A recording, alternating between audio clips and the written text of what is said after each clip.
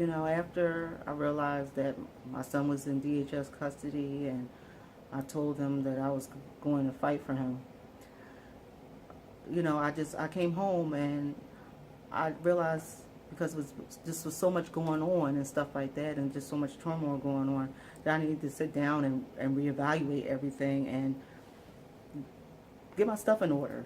I realized none of my paperwork was in order dealing with this situation. I started putting together, everything in chronological order, and seeing how all these events, transpired, and realized in the end that it was like non-consciously I was letting them in my home. I kind of set my own self up in a way, um, by letting them in my home and by signing things, agreeing for this agency and these outside resources to help me. And every time I put my signature on something, I gave them further permission to further come into my home and to dig more into my business, and just gave them more leeway to maneuver themselves, through my family, and um, just gather more details about me as much as they could, or make up more lies and stuff like that. And that's when I realized, like, this has to stop. Like, I then started taking my control back, and realized that I did have a say about what's going on. Um, and that's when they didn't really like what I was doing. When I started questioning things, and why is things this way? This is not making any sense, and stuff like that. I started realizing I started getting not help. I started getting retaliation, on me and stuff like that. And they were trying to make it seem like I didn't know what I was talking about, or what I was saying didn't make any sense. And I'm like, I'm very educated. I'm highly educated. I have my BA in business management. I own my own business. I work actually in home healthcare field, and I help people with disabilities and mental and physical disabilities that can't help themselves. So while I'm helping other people, um, basically almost doing the same thing they do, they're railroading me and saying that I'm not capable of taking care of my own child, but I'm getting paid to take care of other people. So, I just realized, this was, kind of like a witch hunt. It's just kind of it felt that way, So I started writing people in Harrisburg, and I started writing the judges and stuff like that. And it's like every time I wrote somebody, they passed the buck to somebody else because they didn't want to deal with it. I wrote the first judge he had, and that we had for the case, and I guess maybe my letter spoke to his heart. And the next time we went to court, we was issued another judge. I guess he just didn't want that on his plate, or just want to deal with it. I even had one of his caseworkers removed from the case for unethical behavior because of stuff that she said to my son. She was telling my son that she wanted to take him home for him to be her child, her new child in her home. There was a lot of stuff going on, and I realized once I stopped signing things and consenting them to come in my home, a lot of what was going on stopped. They couldn't find any other way to come after me because they didn't have permission to. They were asking me permission to do things with my son, medical records and stuff like that. And I'm thinking, well, if you have full physical custody of him, why do you need my permission to do these things? If you're saying I'm not deemed to be a fit parent, why do you need my permission to get medical records and get these forms, or get consent to have supposedly the right care for him? And I just said, no, I'm not signing anything, because if I'm still the legal guardian, I still have my parental rights. I have the right to say, no, I don't want this to be done to my child. And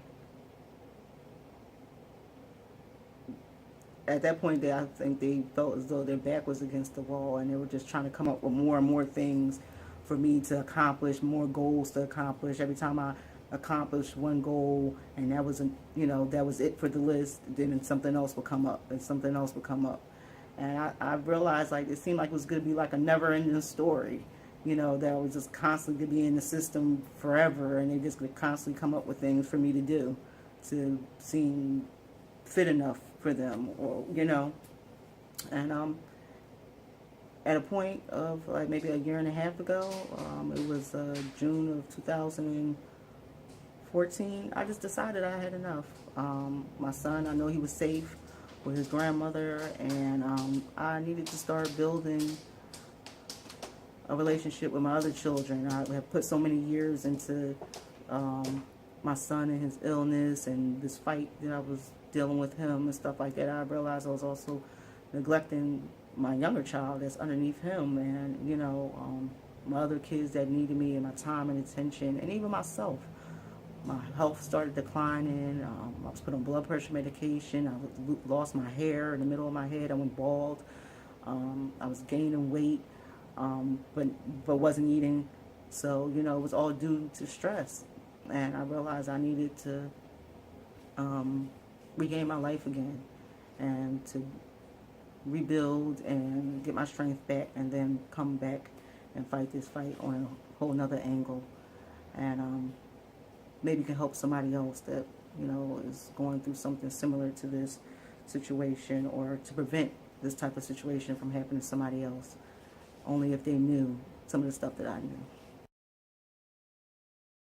So with the information that I've learned with this whole ordeal is that a lot of reform that needs to be done in the DHS system, and some of my recommendations of this reform could possibly help other people, and also make the system a little more transparent and more honest and open, and actually seem like a department of resources that's really trying to help families. And one of those recommendations are that if you have organizations that are affiliated to DHS, that they have to make that known.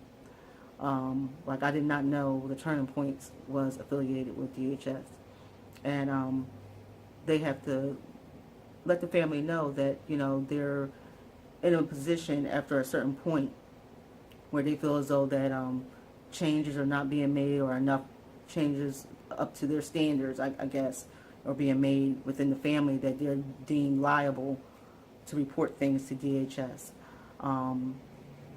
Second is that while I wasn't, going through the trials and going through court and everything like that, I felt as though that I wasn't represented at all.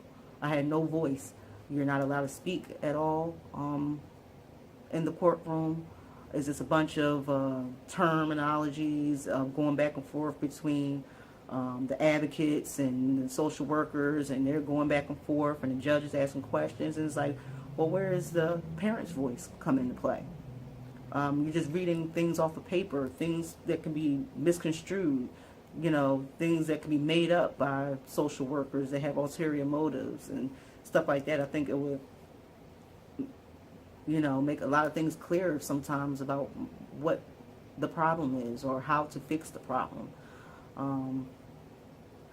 And also, I don't feel as though I was represented at all by my lawyer. I could never get in contact with him. No phone calls were ever returned. I would meet with him 5 minutes before court and try to get everything I wanted to get in within 5 minutes of us going in the door. And sometimes they wouldn't even show up. So it was, a lot of times I was unrepresented in the courtroom.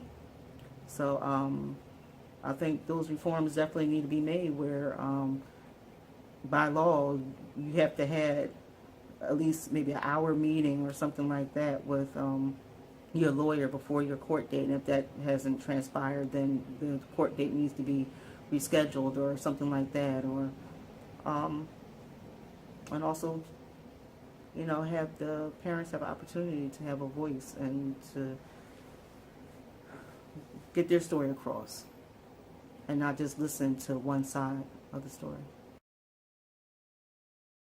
what I really don't understand about the system is that within the last year and a half, after I stopped attending court proceedings, I haven't had any communication with DHS at all. Not any letters from them, not any correspondence, not anybody coming to my house. They haven't checked on my son in a year and a half at all. The social worker hasn't returned anybody's phone calls.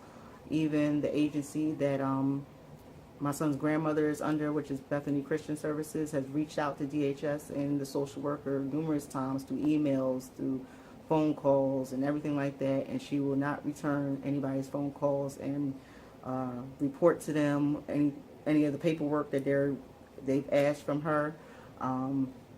Basically, I haven't had communication with DHS at all after this whole situation happened for about a year and a half. And then out of nowhere, as of April 2016, I get court papers saying that they want me to come testify, I guess at a court proceeding.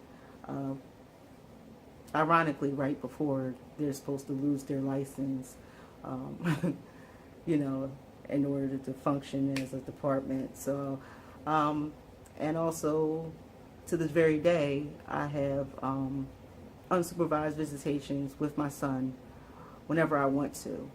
So that's what really boggles my mind. You deem me unfit to take care of him and for him to be in my household, and say I don't know how to properly care for his illness, but you allow me to have unsupervised visitations